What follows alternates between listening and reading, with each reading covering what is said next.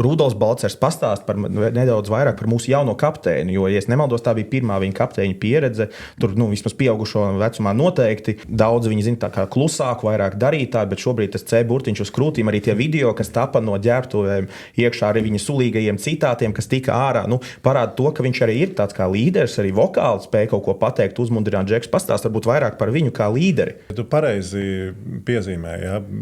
Galvenais tas viņa, ka viņš ir rāda ar piemēru, valkais sevīm. Es domāju, tas galvenais viņa moments bija neizmainīties pa 180 grādiem, pēkšņi kļūstot pa kapteini un nesākot, teiksim, būt tur, nereāli tur vokālāks vai kā, bet, teiksim, viņš jau ar to savu ieguldījumu izlases darbībā pienācīgi kļuva par šo kapteini. Tad viņš jau ir uz pareizā ceļa un šī gadījumā esot salīdzinoši tik jaunam kapteinim, ja viņš izmainītu savu personību pa 180 grādiem, es domāju, tas nebūtu nostrādājis.